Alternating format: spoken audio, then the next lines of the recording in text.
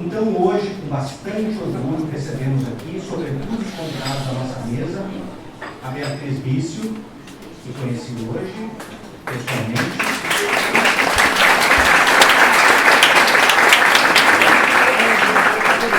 A José Martins, também.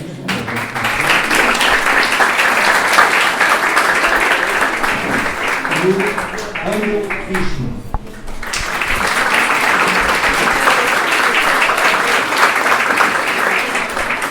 Tem um sugestivo apelido no Twitter, Homem Peixe. Mas eu queria, por fim, para encerrar a minha participação, e não interessa, agradecer sobretudo a Débora Bram, do coletivo Árabes e Judeus pela Paz e Sexta-feira.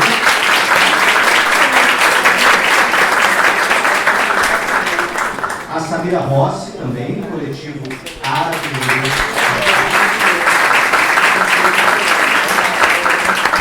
E também os camaradas, companheiros, lutadores da articulação judaica de esquerda, na pessoa do Maurício Kochenda. Agora passo a palavra para a Débora. Boa noite, obrigada pela presença de todos. E o Maurício, que é nosso companheiro da articulação judaica de esquerda, vai começar falando um pouco para vocês. Boa noite a todas e todos. Primeiro, a voz dele para lembrar, a voz do Vinícius para caramba. Uma grande honra esse convite foi me dado. Enfim, acho eu que não estou à altura, mas espero responder. E eu queria, de início, falar um pouco do que é ser judeu de esquerda, talvez comunista, dentro de uma comunidade judaica, principalmente aqui no Brasil, bastante reacionária, bastante fechada, bastante, digamos assim, aburguesada. Então, eu estudei colégio judaico, não cheguei a me envolver no que se chama movimentos juvenis, e a gente vai crescendo, e a identidade que se vai construindo, ela acaba sendo ligada a Israel. E eu, depois que me formei, comecei a estudar, comecei a me aproximar mais do marxismo, eu comecei a identificar a partir do marxismo, algumas falhas. E eu percebi, primeiro de tudo, que o que se vê, como se vê hoje dentro da comunidade de Israel, é de uma maneira, pela maioria das pessoas, sacralizada. Israel seria um paraíso e incriticável. Então, e não é bem assim, porque a gente, seja na esquerda, até quem é de direita, vai sempre criticar Venezuela, Estados Unidos, enfim, outra hora União Soviética, China, enfim. Então é isso, a gente precisa fazer essa análise dentro de um contexto, do contexto que, a meu ver, é colocado na realidade, que é o contexto da luta anticolonial. Mas antes de entrar aí, eu quero também só fazer um adendo sobre a importância que a formação da AGE ela teve, não sei, eu acho que provavelmente para meus camaradas, mas para mim também. No início a gente surgiu mais como uma espécie de rede de apoio, né, onde a gente estava querendo buscar um mínimo de conforto, né, em saber que ser de esquerda, que ser comunista e ser judeu não era algo, hoje, né, na contemporaneidade, não era algo paradoxal, pelo contrário. Então, e a AGE ela nasce fruto de uma cisão, né, do JPD, mas isso são outros capítulos, isso outra live, outro debate imenso, né?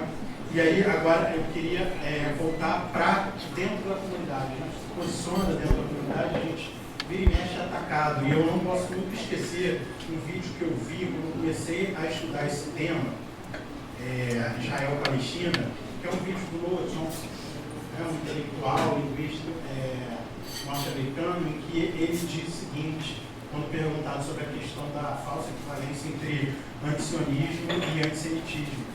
E ele fala, olha, existem duas táticas hoje para combater as críticas a Israel.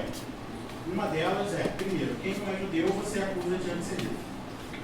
E quem é judeu você diz que é maluco, que é traidor, enfim, entre outras ofensas, que de certa forma acabam mexendo conosco.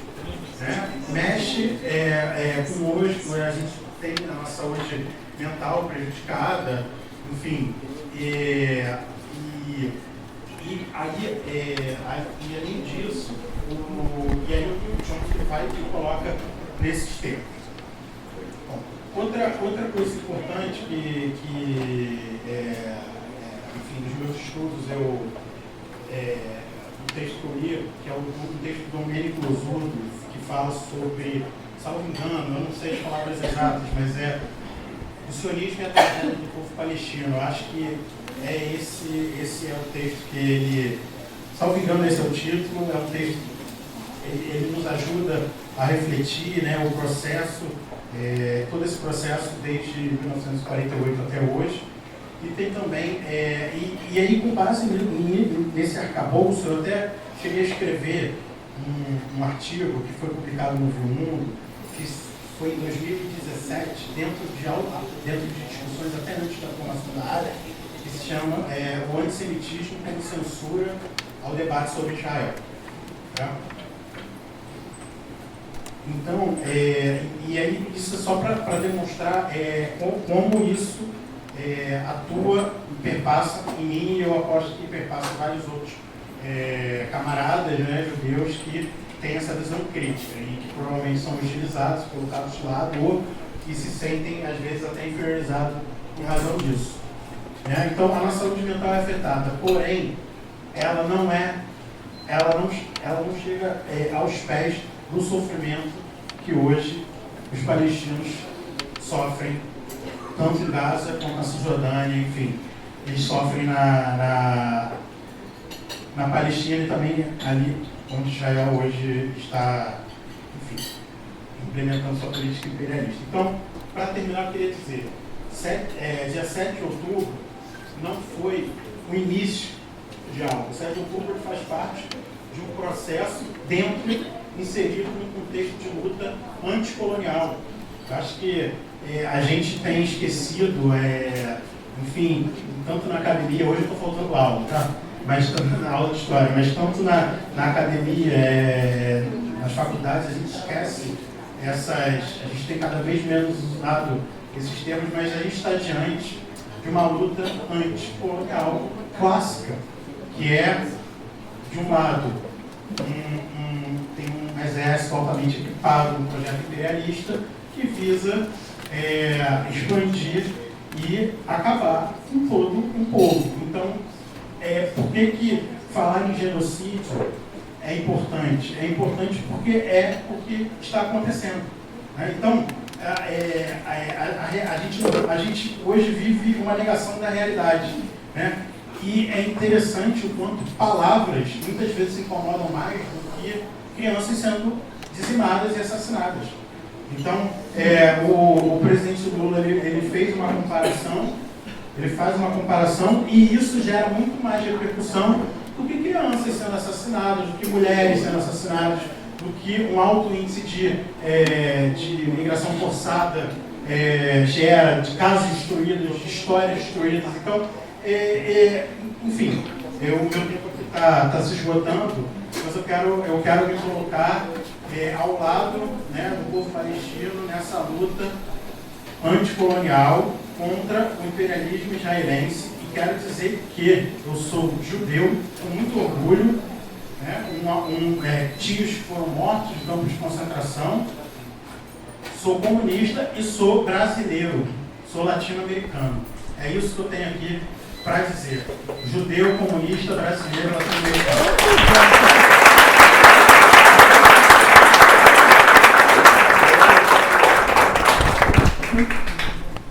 Agora nós vamos convidar a Mágia Sade para fazer uma fala também. Com licença, eu me chamo Mágia Sade, eu sou filha de palestino, minha família mora em Ramallah, que é perto, em Tumusai, que é perto de Ramallah, na parte da Cisjordânia. Eu morei lá em 2019, sou artista, sou cantora, sou poeta, minha conexão com a Palestina é tanto com a minha família que mora lá, quanto com os artistas de lá. Quando eu fui para lá, eu queria me conectar com eles. E eu acho que não tem muito o que dizer, aliás, tem muito para dizer, mas hoje aqui eu acho que o importante é a gente conversar da urgência desse evento. Então, primeiro agradecer como Palestina aqui as pessoas que estão me mandando mensagem. Eu falo diretamente com os artistas de lá. Então, assim, a Palestina está uma tragédia anunciada e a gente tem um Ramadã que vai começar agora dia 10 de março.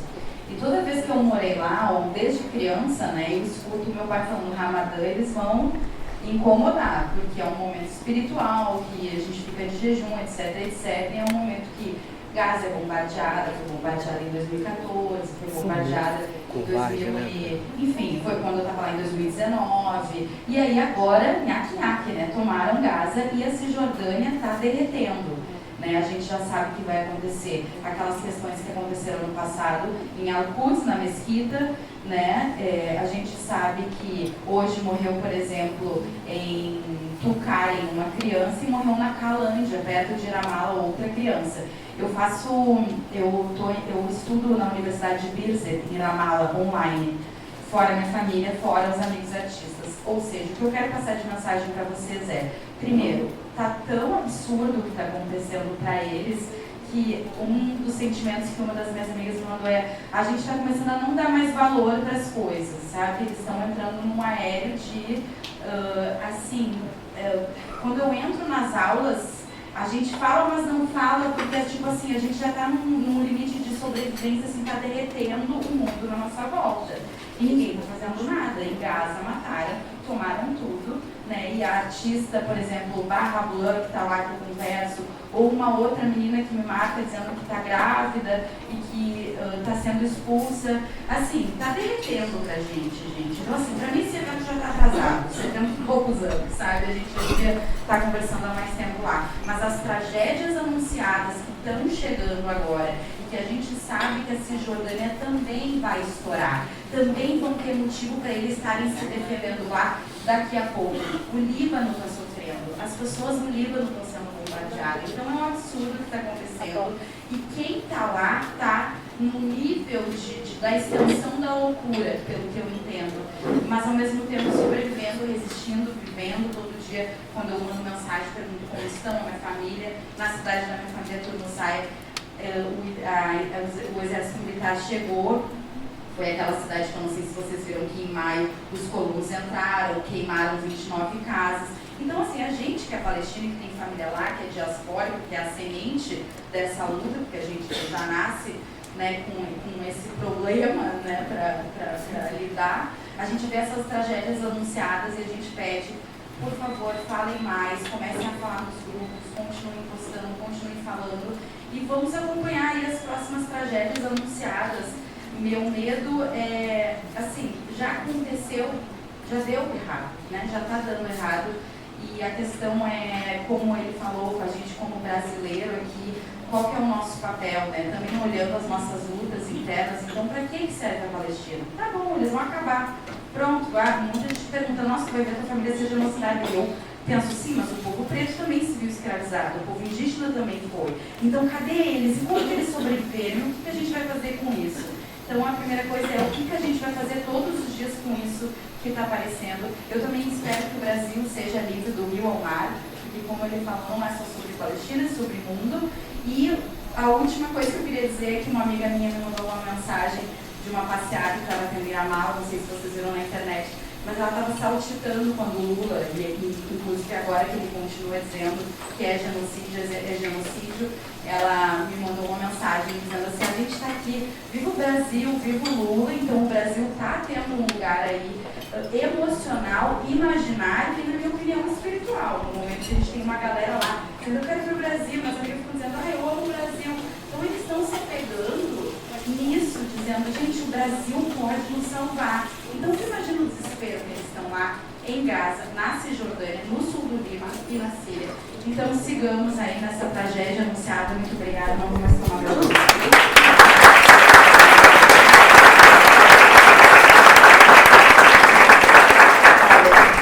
Ela pediu para a gente fazer fazer um minuto de silêncio. É muita gente que já morreu e está morrendo, mas eu vou ler alguns nomes e aí a gente faz um minuto de silêncio, porque estamos em luto no meio disso, né? Trauma em cima de trauma. Aladin Khalil Ibrahim Abu Safia, Ibrahim Fauzi Rames Al-Nafar, isso são crianças. Omar Issa Sayed Daher, Jihad Hassan Muhammad Al-Nafar, Irman Farias Mahmoud Family, Hanad Khalil Ibrahim Abu Safia, Allah Yarhamu. Shukran.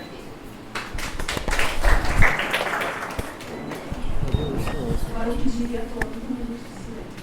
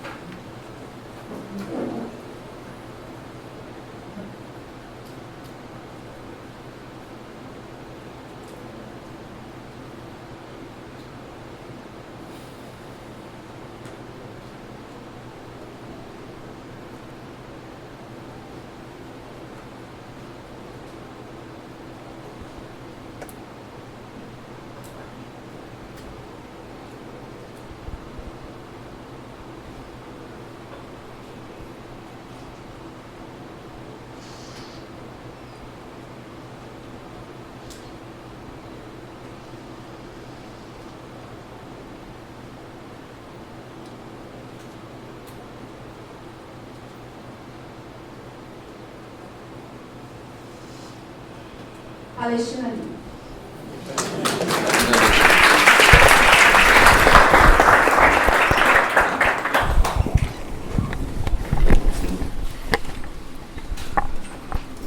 Chegou a ver imagem na internet de criança bombardeada. Isso deu sorte. Era aqui na cama, assim, deixa eu Queria agradecer a presença escrever do tudo Leite, embora.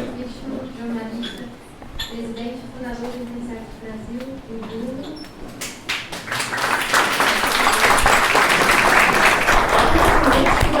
Como quiser, tá? 15 minutos, que você como quiser, tá?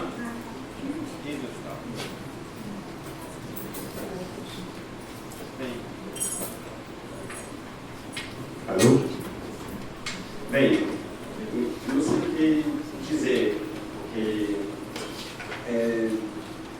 o fato de a gente estar aqui falando no conversa no grupo sobre se isso é ou não é genocídio, e na verdade não é por causa disso, porque não morreram um número suficiente de pessoas, é um absurdo.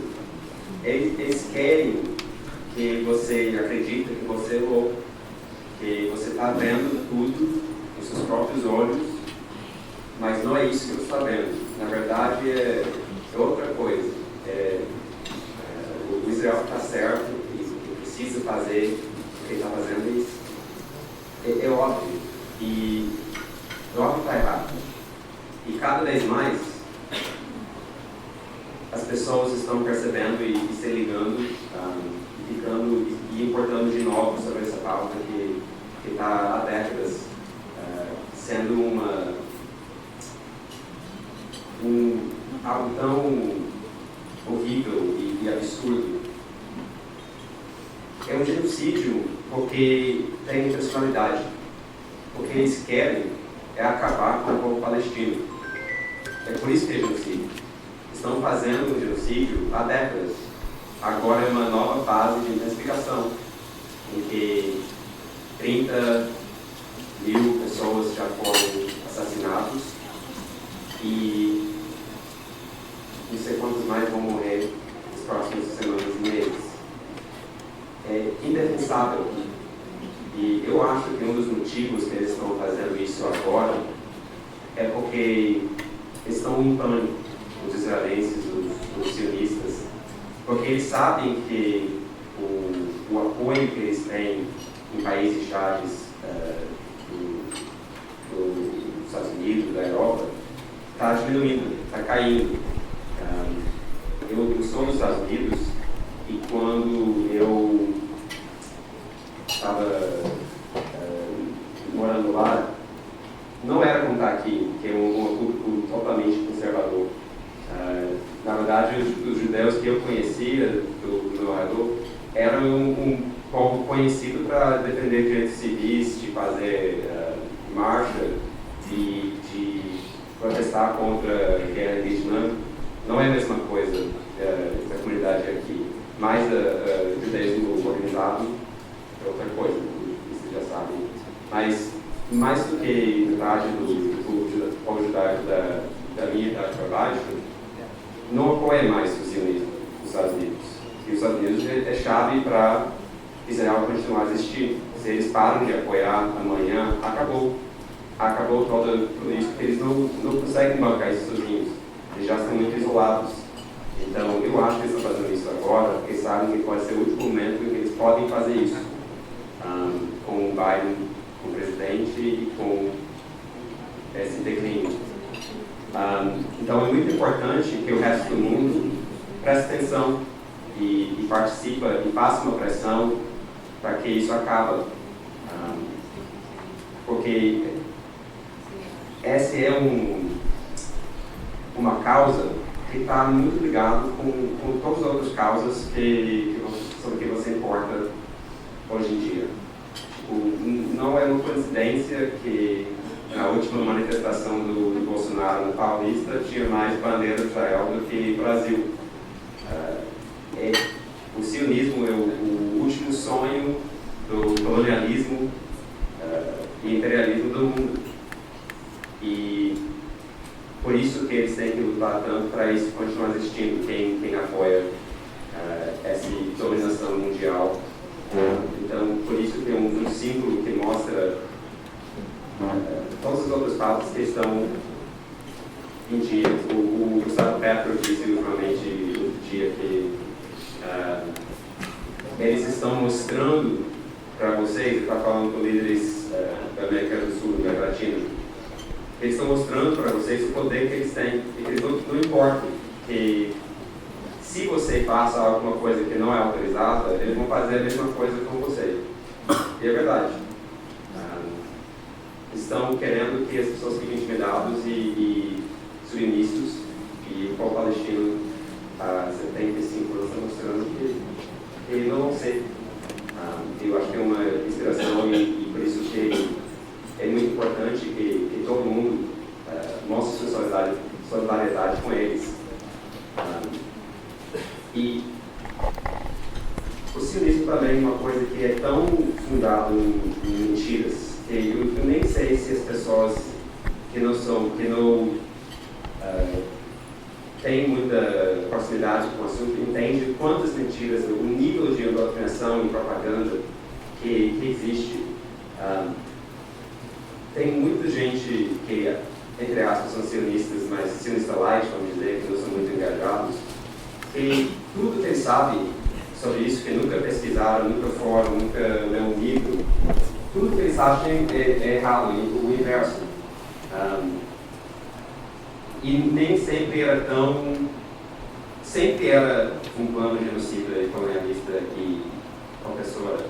Mas houve um momento em que, quando, a direção dos novos voos, que tinha uma aula mais esquerdista, socialista, mas era socialismo e esquerdismo só para os outros fora. Então tinha esse apelo, esse vínculo do mundo melhor, que ficou muito endoctrinado via mentiras e escondendo as realidades da situação, que deixaram uma geração muito vinculada. Mas agora com a internet e com pessoas indo mais para lá, estão vendo com seus próprios olhos o nível de desgraça que é a opressão do povo palestino.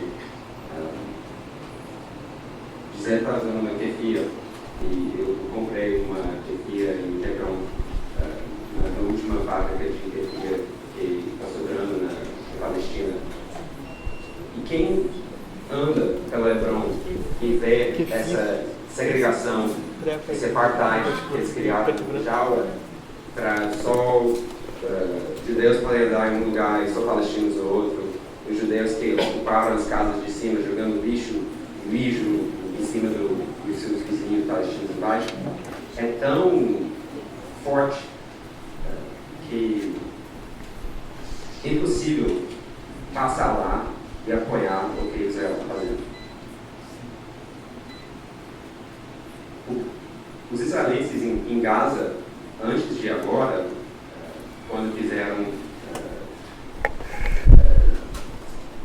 o cerco sobre Gaza, eles contaram as calorias, o número de palestinos, as calorias que eles precisavam, e entregavam só um pouco menos para que todo mundo fique cansado. Contaram os litros de água e deram menos que eles precisam. É uma coisa tão objecionável e degradante que, mesmo antes de 7 de outubro, o que Lula falou, fazendo a comparação com Hitler, faz sentido. Sempre foi isso, sempre foi uma ideologia que queria acabar com essas pessoas nessa terra que não é, vamos dizer, é de toda uma humanidade. E isso só pode existir por causa do nível de propaganda e mentiras que estão sendo divulgados sobre o que está acontecendo, particularmente na grande mídia. Quem já assistiu qualquer cobertura do Globo News sobre o que está acontecendo agora sabe o quão... O que dizer? Por isso que eu comecei assim, o que tem para dizer? Porque é tão óbvio, é tão ridículo, é tão absurdo, mas é também tão instrutivo sobre quem está apoiando isso. Lembra disso? Lembra quem está apoiando o que Israel está fazendo? O massacre de 15 mil crianças, 30 mil pessoas, porque são as mesmas pessoas, os mesmos veículos de mídia que apoiam o genocídio de indígenas no Brasil, que apoiam os massacres contra as pessoas negras do Brasil e cujos descendentes eram donos de escravos, sabe? É tudo ligado, é tudo junto. E sabem que se a população cogita apoiar a Palestina, vão começar a pensar sobre as coisas que estão acontecendo aqui. Então, realmente, preste atenção, lembra, faça sua lista de quem está apoiando Israel, quem está tentando justificar o que está acontecendo, e lembra disso a próxima vez que você lê uma matéria, uma notícia vindo dessas mesmas pessoas, e pense 2 vezes antes de acreditar.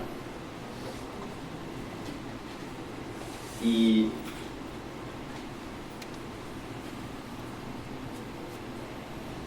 eu acho que essa violência também é algo que está permeando a sociedade brasileira, por isso que as pessoas são mais prontas para ouvir e apoiar sobre essa causa aqui, depois de 4 anos de Bolsonaro e essa ameaça que ainda está aqui.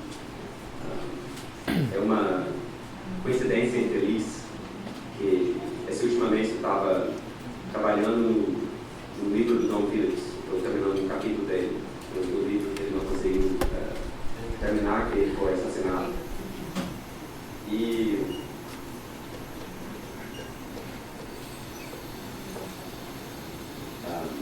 nesse mesmo tempo eu recebi uma ameaça de morte por apoiar a causa palestina.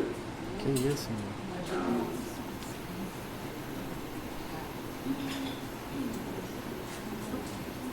Eu nem sei o que dizer, honestamente. Tipo, não é uma coisa que racionalmente qualquer um pode apoiar o que eles estão fazendo. E eu acho que é algo que você tem que sentir emocionalmente para entender. E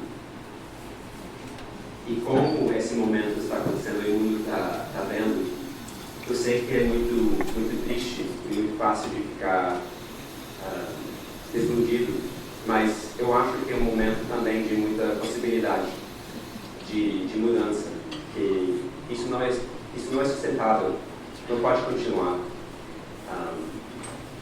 Então, quando a mídia brasileira está fazendo uma pressão contra Lula, de calar a boca, não falar sobre isso, chamar ele de antissemita e tal, é porque eles sabem o quão importante que líderes internacionais de consciência abrindo a boca e fazendo o seu posicionamento a favor da justiça, da dignidade humana básica, e eles têm medo sobre isso. Então,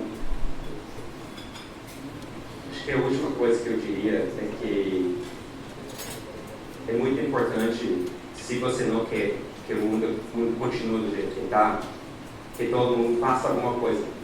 Você não pode só ficar em casa. As coisas estão começando a acontecer politicamente muito mais rápido. Então, você vai ficar impressionado o quanto você conseguir só saindo de casa, sendo proativo, pedindo, agindo, fazendo. E também você precisa apoiar a mídia independente, porque a gente precisa saber dos fatos reais e não deixar esse monopólio para esses mentirosos.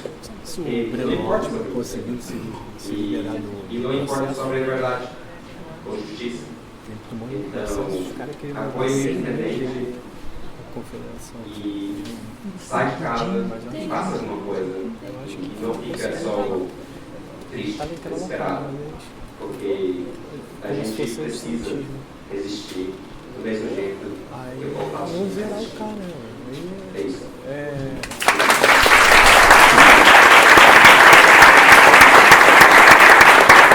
Eu acho que a gente conseguiu ter contato no governo, você conseguiu lá dar um arquivamento, um advogado bom.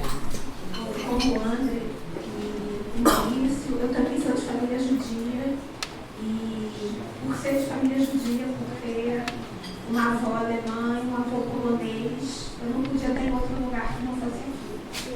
E então eu queria chamar aqui a Eufrásia Maria, que é uma defensora pública da infância e da adolescência, porque quem vai falar agora é a Gisele. E eu acho muito importante a gente agora falar um pouco das infâncias que são invisibilizadas, das infâncias que são descartadas, das infâncias que são genocidadas, né?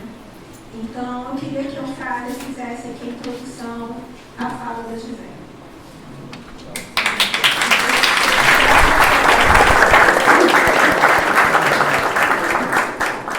Boa noite. Lamentável que a gente se encontra em situações como essas, né? E de lamentar genocídio, violência, guerra, onde as crianças são as maiores vítimas. Eu cheguei agora há pouco aqui, na verdade eu estou lá do outro lado, eu sou da plateia, e quero cumprimentar aqui essa mesa, cumprimentar a Gisele, companheira de luta, todas as pessoas aqui, a Débora, agradecer pelo convite.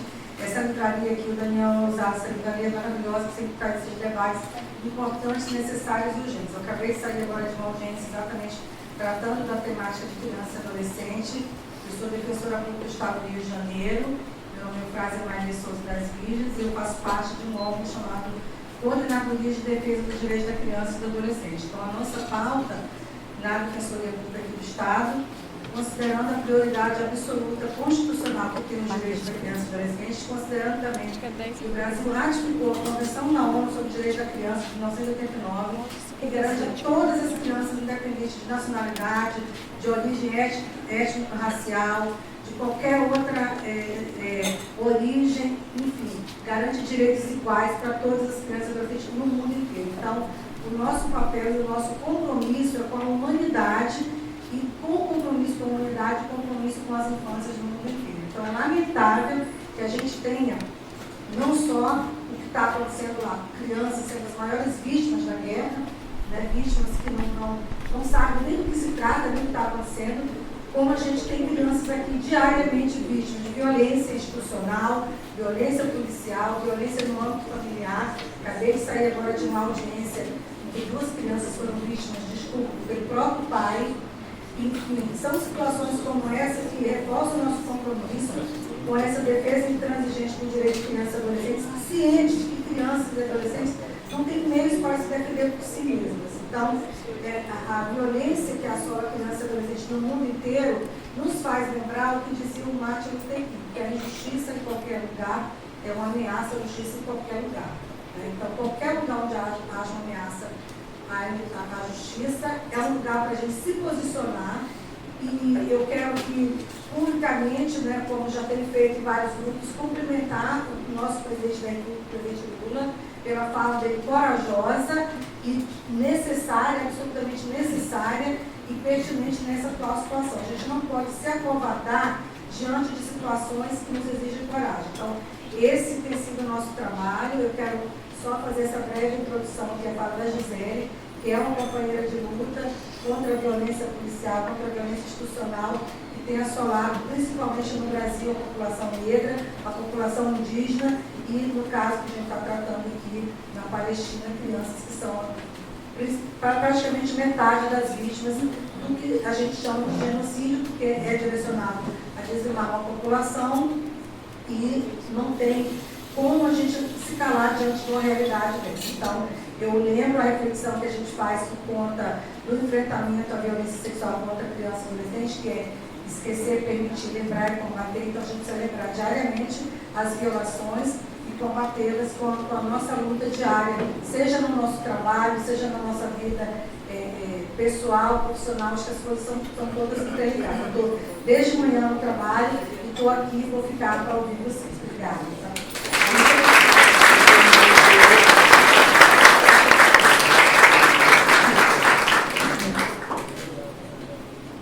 Boa noite, eu sou Gisele Martins, sou da Favela da Maré, fica ali na zona norte do Rio. A Favela da Maré é o maior conjunto de favelas que a gente tem no Rio, uma favela de onde veio Marielle, Renata, de onde vem o primeiro museu construído numa favela do mundo, que é o Museu da Maré. É dali que a gente veio para vestibular, da comunicação comunitária, ou seja, uma favela de resistência. Só que na mídia a gente vê que é o quê? Que é uma favela de violência, de bandidos, de gente preguiçosa. Ou seja, a gente é colocado na mídia comercial com vários estereótipos. Só que a minha história mostra uma outra história. E eu, morando lá dentro, vejo que a gente tem uma outra história. E é nessa comunicação comunitária que eu construo, ou tento construir, desde os meus 17, 18 anos, uma outra história a partir de quem vive nas favelas do Rio. Eu acabei indo para a pauta do jornalismo, de investigação, de militarização, de segurança pública, não foi à toa, é porque eu morava numa rua na Maré que se chama Faixa de Gaza. Olha, Faixa de Gaza, de um lado era uma facção, na outra era uma outra facção. Minha casa foi invadida várias vezes, várias noites acordei com o caveirão passando, o carro blindado da polícia, passando, dizendo que ia roubar a nossa alma, matando os meus amigos. Eu não tenho nenhum amigo de infância vivo, nenhum amigo homem negro de infância vivo, porque a minha rua foi exterminada ali no período de grande conflito que durou 6 meses.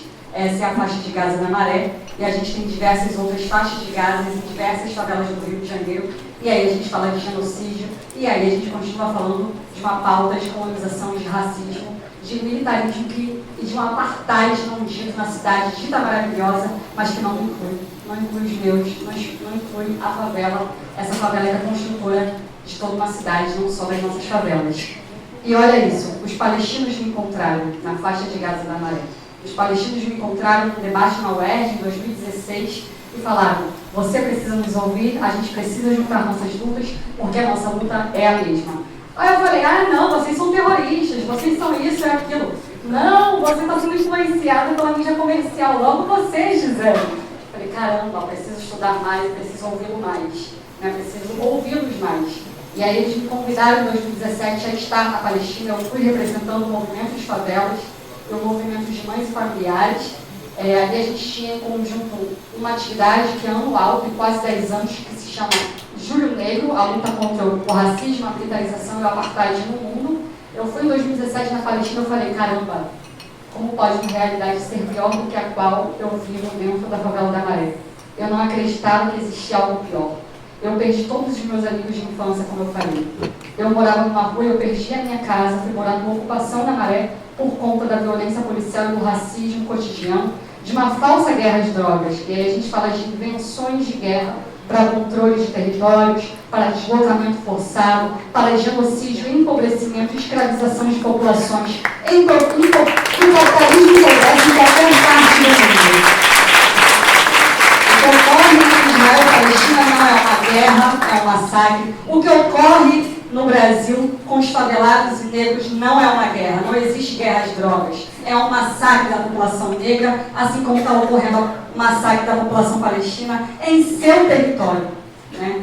E aí eu fui lá em 2017, o que eu vi foi proibição da água, controle da água. Os palestinos têm água 1 ou 2 vezes por semana, isso é genocídio. Eu vi proibição e controle da energia, da internet. Olha isso, eu fui a única não revistada num ônibus. Eu nunca imaginei que eu pudesse isso ocorrer na minha vida. Todos os palestinos e palestinas e crianças foram revistadas dentro de um ônibus em Jerusalém.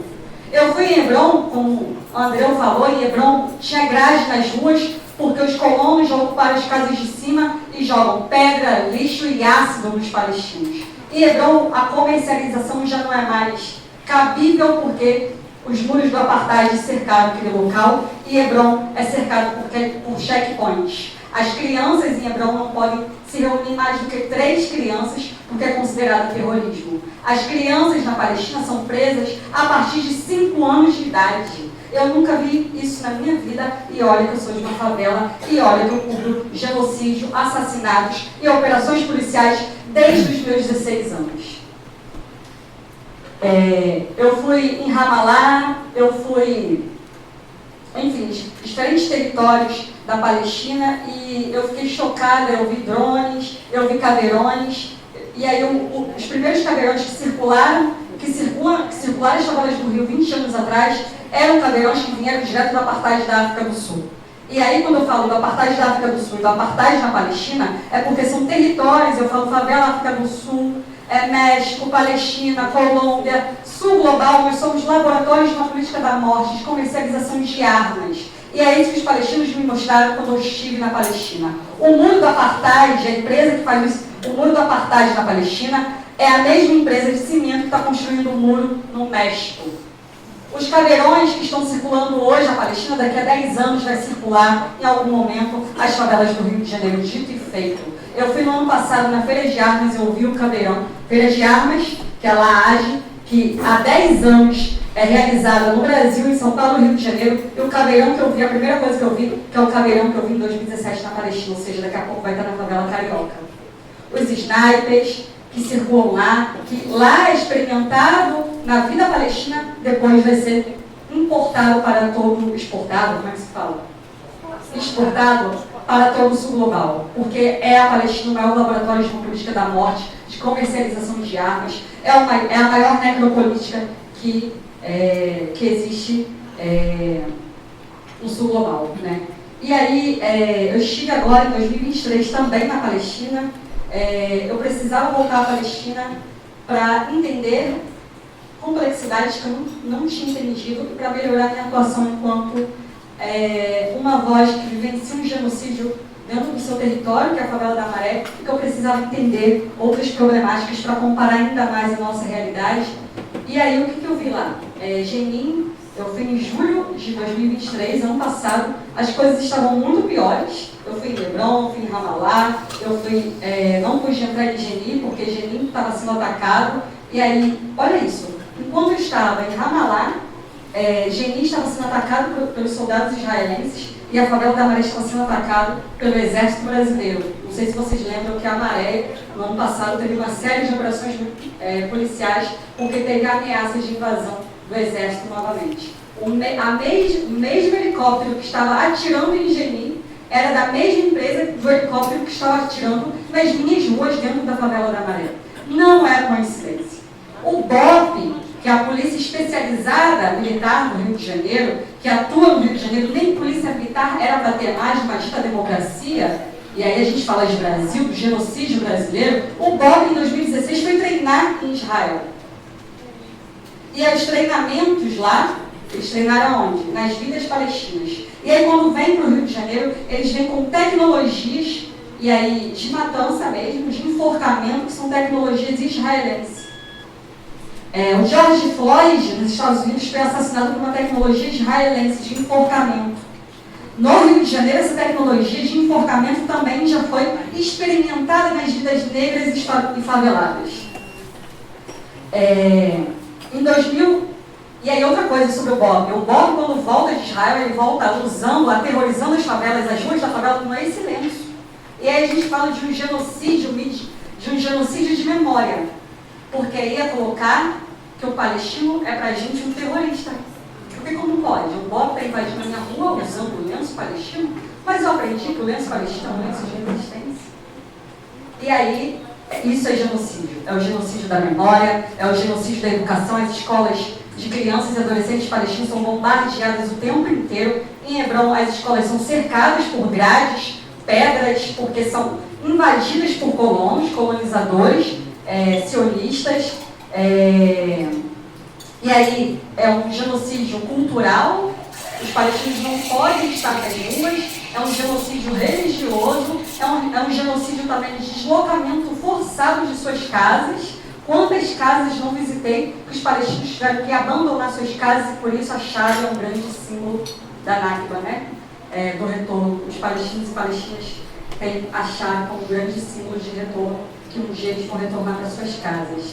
E aí é o muro, é o Bob, que faz treinamento lá e vem com treinamento israelense para cá, é o caveirão que circula lá e está circulando aqui, é o Checkpoint lá, que é a revista Checkpoint, são as revistas de todos os palestinos. Eu passei por Checkpoint, eu não fui revistada, olha isso, a Gisele com algum privilégio em algum lugar do mundo. Né? E aí, todos os palestinos e palestinas eram revistados, adolescentes revistados dos pés à cabeça, tendo que tirar a camisa. Adolescentes palestinos, homens, mulheres, crianças. E aí, no Rio de Janeiro, a minha favela, a gente pode dizer que a gente teve uma tecnologia parecida quando o Exército Brasileiro invadiu a favela da Bahia em 2014 por conta da Copa do Mundo, onde a gente teve os fichamentos. A cada entrada e saída da favela da Maré, a gente teve essa tecnologia do checkpoint, que a gente chama no Rio de Janeiro de fichamento, que a cada entrada e saída a gente tinha que mostrar nossa identidade. Nós éramos revistados, nossa bolsa era aberta pelos soldados brasileiros para ver se a gente tinha alguma passagem pela polícia. E lá na Palestina eu vi algo parecido, eu falei, caramba, realmente aqui é o maior laboratório de uma política de genocídio do mundo. Deixa eu ver lá, faltam 2 minutos. E aí são as tecnologias, é o armamento, é o drone. E aí em 2017 eu estive na Palestina, em 2018 eu trouxe os palestinos com o movimento BDS, Stop the Wall. Na favela da Maré, a gente fez um tribunal popular contra as armas israelenses. Em todo o sul global, a gente teve 20 representações de 20 países que sofrem com armas israelenses em seus territórios. Povos mapuches, do Chile, colombianos, a galera de Oaxaca, da Índia, enfim. Éramos 20 países na favela da Maré fazendo um tribunal popular. Mostrei para eles o muro da Maré. Não foi à toa que aquele muro nasceu. A gente tem um muro na Maré para dizer que eu sou, para proteger quem passa na linha vermelha para ir para o aeroporto internacional e proteger de mim. Né? Que lugar é esse de cidade que me marginaliza, me violenta e me criminaliza o tempo inteiro, que até muro fez? Um apartheid no Egito. E na Palestina eu vi os muros dividindo famílias, dividindo culturas, dividindo povos, dividindo aquele povo que só quer viver, um povo que é originário. Né? Aqui a gente diria que é um povo indígena. E aí, para terminar minha fala, que eu falo muito, que é muita coisa, a gente fez um tribunal popular e a gente saiu com uma campanha na favela da Maré de embargo militar em Israel. E aí tem uma coisa muito interessante, que aí a gente conversando com os palestinos, todo o sul global, na favela da Maré à noite, o que passa e para no meio da gente? Um drone. Aí os palestinos falaram, isso é um drone. Mas eu já estou acostumada.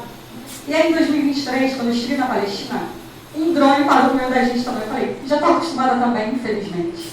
Né? Os drones que estão aqui, que nasceram lá para fazer vigilância daquele povo e atirar naquela população, é o mesmo drone que está circulando na minha favela. Enfim, são muitas semelhanças, infelizmente. E aí o genocídio se dá de diferentes formas. Eu conheci um jovem em 2023 na Palestina, de 23 anos, que foi preso 33 vezes. E aí, como o Eufrásio falou, eu pergunto qual a infância, qual o direito à infância e adolescência esse jovem teve?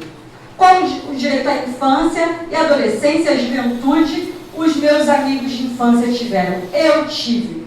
Se aos meus 16 anos eu estava cobrindo assassinatos dos meus amigos, fechando a Avenida Brasil para chamar a atenção de uma cidade que não enxerga nem como parte da cidade. Então, não foi à toa que os palestinos me encontraram na favela da Maré. O povo palestino é um povo muito estratégico. Não é à toa que a bandeira palestina está em diversas partes do mundo há 76 anos. Não é à toa que tem essa bandeira em qualquer parte do mundo que o mundo está se levantando. Povo que se reconhece como igual. Povo que está sofrendo com as mesmas armas. Não basta o governo brasileiro dizer que é não genocídio. É preciso boicotar Israel. É preciso acabar com a comercialização e dizer não à comercialização de armas lá e cá. A vitória dos palestinos vai ser a vitória do povo negro na favela. E aquela frase, famosa frase, que está nos atos em todo o Brasil, as armas que matam na Palestina são as mesmas que matam na favela, foi um cartaz que crianças de Gaza, olha isso, mandaram solidariedade ao povo da favela da Maré quando a gente estava sofrendo operação policial em 2018. E a pergunta que eu faço é, essas crianças estão vivas hoje? A gente não pode assistir um genocídio televisionado e continuar calado. A gente não pode ver as vidas palestinas pedindo socorro com tiro, porrada, remoção, deslocamento e fome e continuarmos calados. A gente precisa boicotar Israel na academia, nos telejornais, no trabalho sim, nas ruas. A gente precisa pedir ao governo brasileiro que boicote Israel. A vida palestina, a vitória da Palestina vai ser a vitória em todo o sul global, porque as armas que matam lá, matam em todo o sul global. Palestina livre e favela livre. É isso.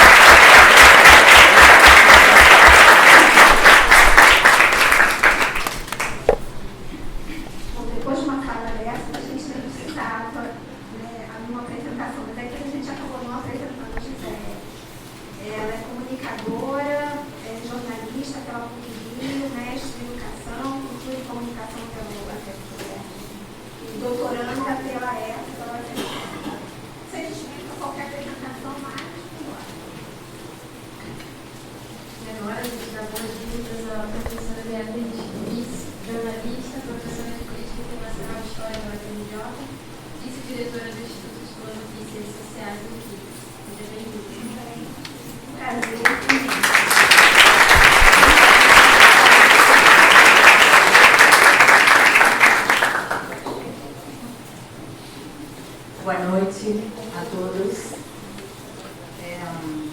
Eu estou partindo de uma emoção muito grande. Depois das duas falas que me antecederam e que são muito fortes, porque são absolutamente transparentes do que é a realidade que nós estamos aqui denunciando. Talvez o que eu possa trazer a vocês, fora essa contundente denúncia, né, que já foi feita, seja um pouco uma memória, né, da resistência palestina. Através da experiência que eu tive com a Cadernos do Terceiro Mundo, né, que foi a revista que eu digo que me tornou cidadã do mundo, né, que está, vejam só, em setembro agora de 2024, completando 50 anos do momento em que foi lançada em Buenos Aires.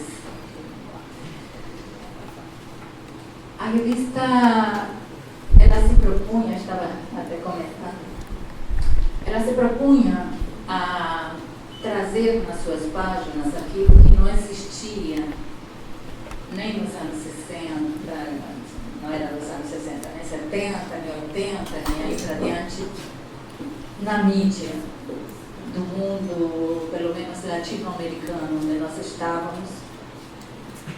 E essa realidade foi a que, de alguma forma, com todas as adversidades possíveis, tentamos, desde o próprio nascimento, retratar. E me coube, entre outras responsabilidades, ser uma das artífices de uma espécie de rede de colaboradores na etapa pré-internet, parece mentira, mas é pré-internet mesmo, né? A partir do qual, então, eu que estava iniciando um período nômade do exílio no ciclo das ditaduras, eu nasci no Uruguai, tive que sair depois do golpe de Estado e andei por aí até que finalmente a última etapa do exílio no México me trouxe para cá, depois da anistia aqui, quem era na altura meu companheiro que era um exilado brasileiro, e eu tive essa missão, então, de ir costurando, né, essas redes de colaboradores que me levou a passar longas temporadas na África e longas temporadas no que mal chamamos de Oriente Médio, porque ainda é uma definição colonial, né? É pelo olhar europeu, que essa região do mundo é um Oriente Médio, né? Não por acaso os asiáticos se recusam e chamam de Ásia Ocidental, e eu acho que é muito mais correto chamar de Ásia Ocidental e não Oriente Médio. E uma das experiências mais fortes que eu tive, que me marcou até hoje, por isso eu digo, me tornei cidadã do mundo, foi na Palestina. Eu já tinha estado na África, tinha estado em Angola, em Moçambique, em guerra, em 75. Mas em 77 foi a primeira grande experiência, inicialmente no Líbano, onde estava uma grande parte do exílio palestino. Essa foi uma matéria importantíssima, que a gente titulou Quem são e onde estão os palestinos? E foi a partir da liderança da Organização da Libertação da Palestina no Líbano, que ainda estava no Líbano, né, porque foi expulsa somente com a invasão de Israel, que eu estava lá naquele momento também, em 82, que foi expulsa finalmente, depois de 2 meses e tal, no bombardeio de Beirute, então mas eu vou chegar lá. Mas quem são e onde estão os palestinos? Essa foi uma experiência muito marcante, porque não foi somente teórica, não foi somente entrevistar palestinos que já estavam lá pelos seus 60, 70 anos, que tinham toda essa memória, carregavam essa memória, né? Mas foi a visita aos campos de refugiados palestinos, não somente em Beirute, mas também no sul do Líbano, na Síria, tive a oportunidade depois. Então foi como ir descobrindo, a partir do testemunho daqueles que, alguns ainda vivos, dos que tinham nascido na Palestina, mas tinham sofrido, né, a expulsão, a Nakba, ir entendendo então quem são e onde estão os palestinos. E eles são sobreviventes, eram e continuam a ser, de uma tremenda injustiça histórica. Porque eu acredito que se tivéssemos que voltar na história e viver aquele momento em que inclusive o Brasil teve um protagonismo tão significativo quando as Nações Unidas determinam a partilha da Palestina, se pudéssemos fazer esse exercício, mas com o conhecimento que hoje temos, coisa que evidentemente nem no túnel do tempo poderíamos fazer, né? Eu acho que todos nós iríamos dizer, inclusive ao nosso Brasil, ao nosso representante brasileiro, por favor, não cometa esse erro. Porque a tragédia que começa com essa decisão histórica, os desdobramentos dessa tragédia, é isso que nós estamos analisando aqui hoje, né? Havia essa consciência pesada dessa tragédia que foi realmente a vitimização maciça do povo judeu pelo regime nazista. E pensou-se eu acho que de uma forma bastante ingênua de parte de uns, muito bem elaborada, intencionalmente por parte de outros, né? De achar que a solução para aquele sentimento de culpa por tantos milhões de vítimas judias era voltar um início bem longe de onde, na verdade, essa tragédia tinha acontecido. Porque se olharmos hoje, já nos mostra o que temos que acolher esse povo perseguido aqui, não necessariamente colocá-lo lá. Mas essa é a história. Quem são e onde estão os palestinos? Então, foi a primeira vez lá no Líbano, lá nos idos de final de anos 70, que eu tive essa contundente visão de um povo que tinha sido expulso, que tinha sido jogado, né? Famílias, às vezes até de classe média, até no passado, estavam jogadas fora da sua pátria.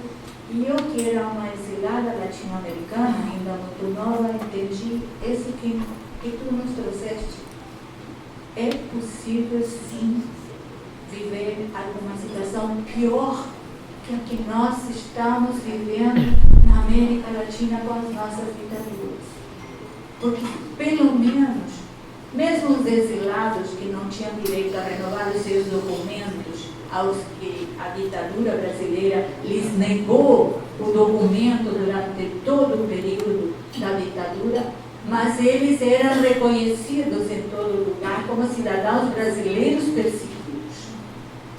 Mas os palestinos não têm documento, são apátridas, não há um Estado que possa lhes reconhecer como palestinos. Eles são palestinos e lutam porque tem aquilo no sangue, porque passa de uma geração para outra, mas eles não têm aquilo que nós achamos tão natural.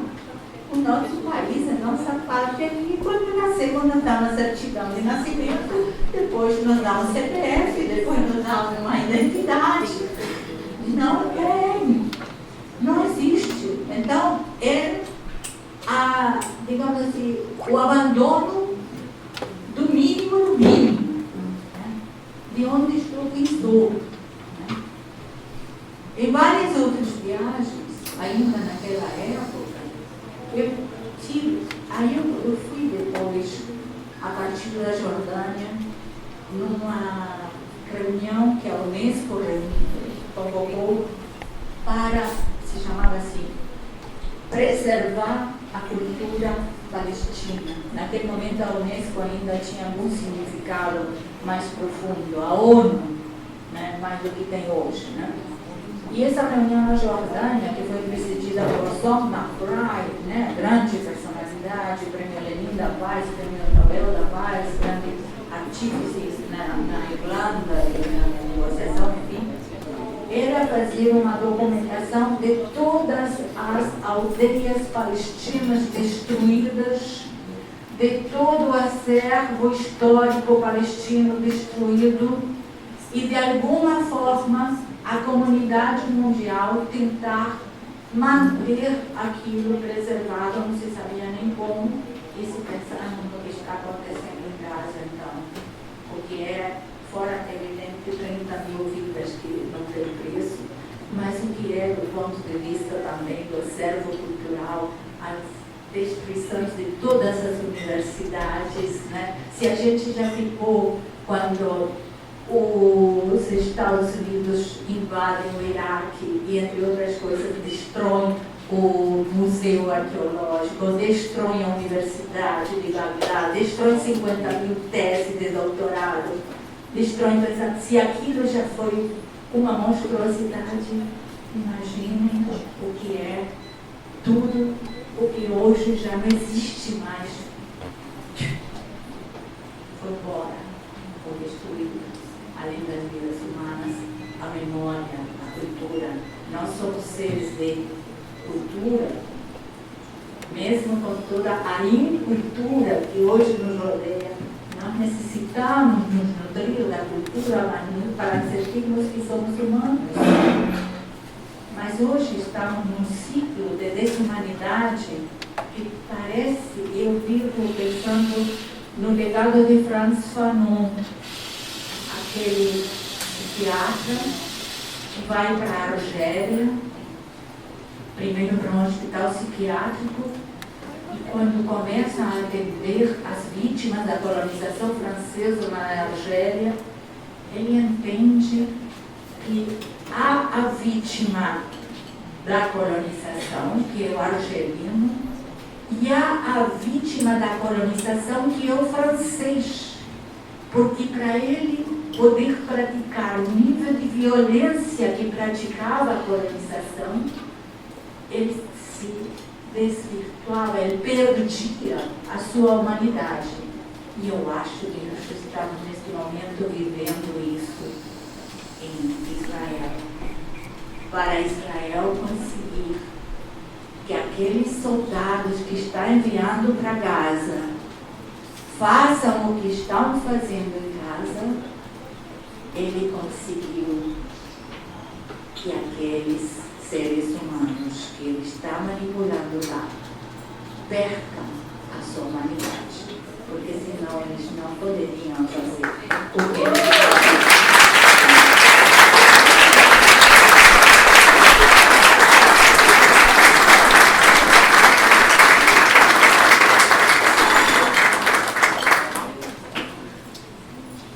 Entre as visões que eu tenho assim, nítidas das memórias, né, dessa etapa de jornalismo, uma das mais fortes foi quando visitei Nablus, importantíssima cidade, que foi recebida na casa do Bassam Shaka, que era uma grande referência palestina, era o, digamos, equivalente ao que seria aqui o prefeito, né, de Nablus, e ele tinha perdido as 2 pernas num atentado contra a vida dele e tinha ficado muito deformado.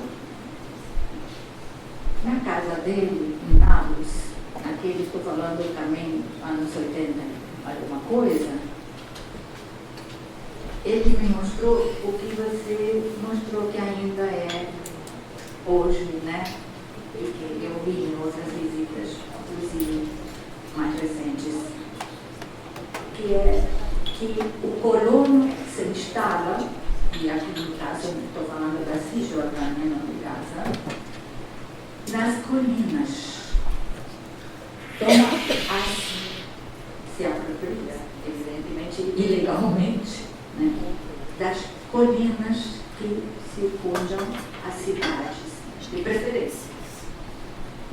Porque de lá ele tem o, aspas, privilégio de poder, seja urinar, né, na população que está lá embaixo, ou, no caso da Bassam Shaka, era colocar dia e noite uma luz diretamente jogada em cima da casa dele, que ele não tinha nem como dormir de noite, porque era como ter um refletor em cima, que tentando até se cobrir os olhos e tal, era como estar 24 horas por dia, né, com aquela luz em cima da cabeça. Não fosse suficiente já estar mutilado como ele estava, para cercear e para ir minando a sua capacidade psicológica de continuar a viver e a resistir. Isso estou falando dos anos, início dos anos 70, e isso continua e continua. E o que é fantástico, e eu acho que esse é o maior exemplo que nós temos que tomar do povo palestino, é que não se dobrega, não abaixa a cabeça.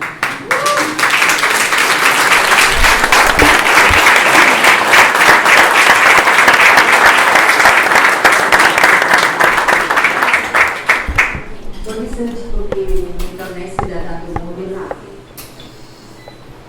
Porque eu entendi exatamente o que os colegas mostraram. Que eu acho que foi muito forte o testemunho deles, até porque são uma nova geração que entra, né, nessa luta e nesse compromisso, né. O povo palestino, ele tem a raiz nessa terra. Ele não vai se dobregar até que essa terra volte a ser de direito deles, né? E eu não estou pensando em que isso signifique necessariamente erradicar o Estado de Israel. Não estou entrando nesse debate que é complexo, né? 70 anos é muita coisa, né? Muita água embaixo da ponte. Existe a possibilidade hoje de ser um único Estado, 2 Estados. Eu acho que os palestinos e os israelenses tentarão em algum momento, sobretudo as novas gerações, verão qual é a sua.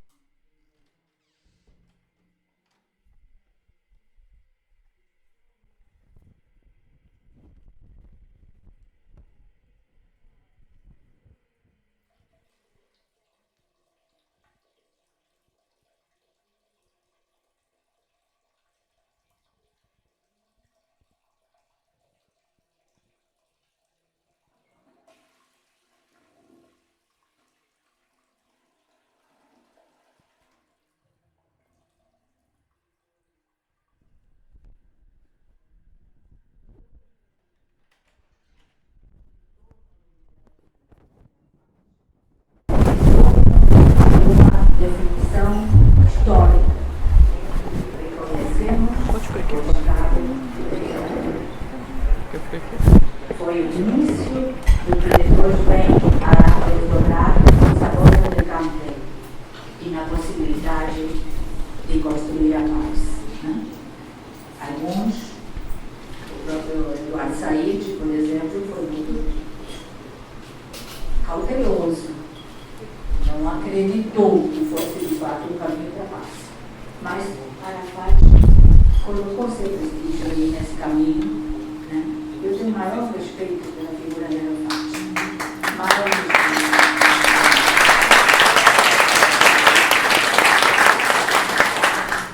Eu acho que foi um grande líder do povo palestino.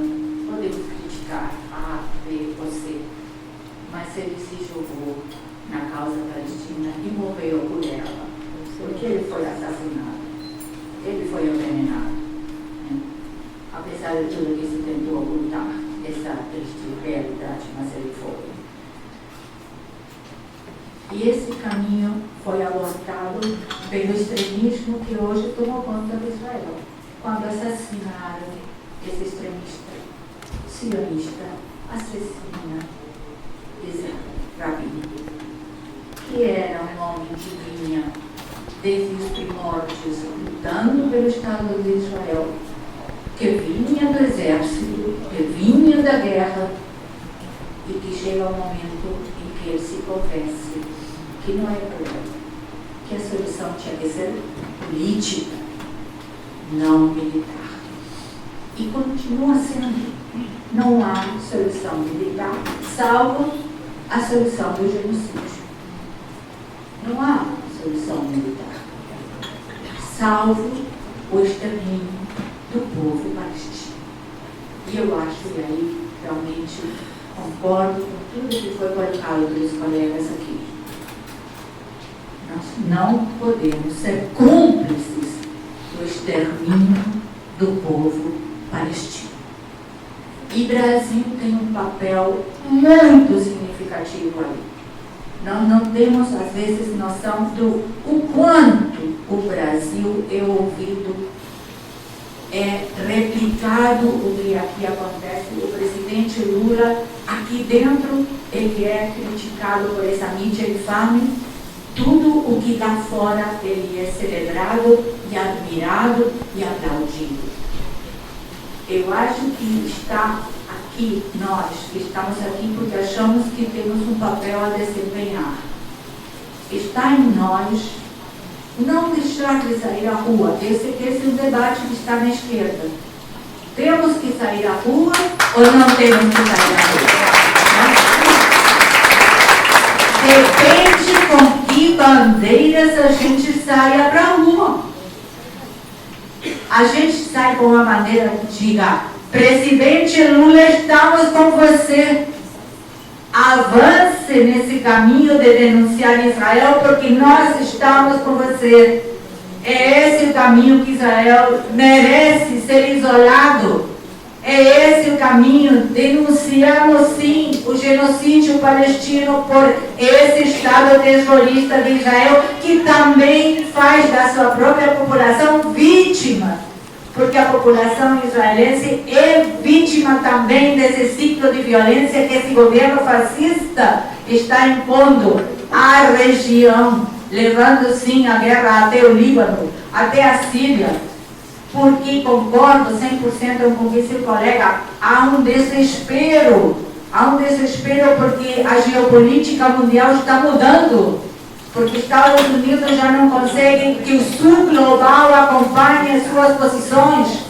Vejamos a África do Sul indo denunciar Israel, vejamos Petro, vejamos Lula, vejamos outros países da África. Estados Unidos já acabou com a União Europeia. Já hoje a União Europeia é carta fora do baralho, não tem maior protagonismo, salvo que venha outra geração. Essa liderança europeia atual é uma vergonha. Se tivessem vivos os grandes estadistas europeus que sonharam com a União Europeia, não poderia jamais acontecer o que está acontecendo. Jamais. Hoje, Estados Unidos fez dos europeus uma espécie de colônia. Não há mais autonomia. Estão eles todos à mercê de uma estratégia suicida, que é a que está impondo os Estados Unidos à Europa.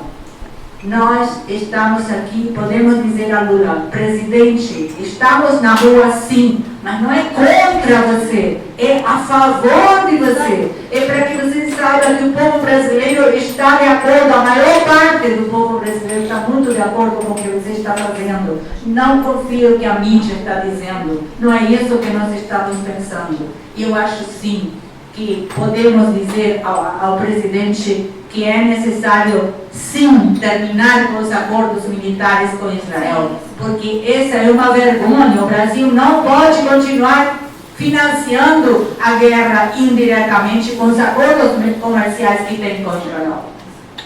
Se a gente toma essa iniciativa, o Brasil toma essa iniciativa, nós estaremos contribuindo para a paz, concordo 100%, para uma paz mundial praticamente, porque Israel hoje é um dos eixos da militarização do mundo. Nós podemos contribuir para que isso mude, né?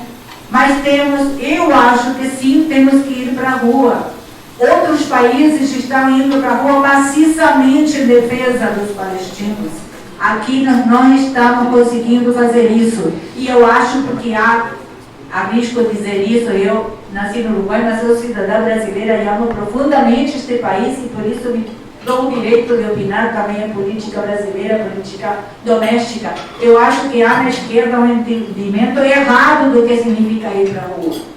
Não significa debilitar o governo ir para a rua. Depende de quais são as bandeiras que a gente levanta para ir para a rua. E se as bandeiras são bandeiras de apoio ao governo, podemos ir para a rua.